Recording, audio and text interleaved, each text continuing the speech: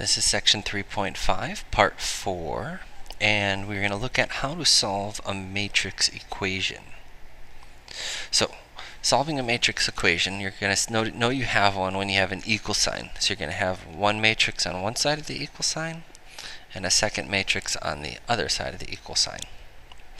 And just as we did with addition and subtraction, each spot is going to match up with the corresponding spot on the other side. So we can see 2x is equal to 8. We also see 4 is equal to 4, which makes sense. The number should equal itself. We also have 9 is equal to 3y, and negative 1 is equal to negative 1. So how to solve this equation? Notice, I'm going to grab green, I have highlighted two of them. So you want to identify the variable, and we're going to want to find the value of x that makes 2x equal to 8. So I'm simply going to write a small little equation here. I've got 2x on one side equals 8 on the other.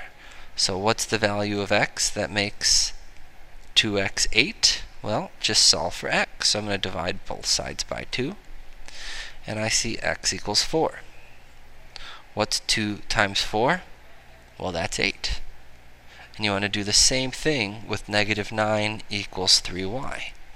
You can set up a second equation, negative 9 equals 3y, solve for y, divide both sides by 3, and we see y equals negative 3.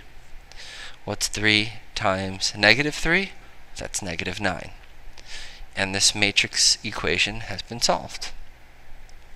Let's look at a second one. We've got a second one down here. So what we need to do is simply identify our variables.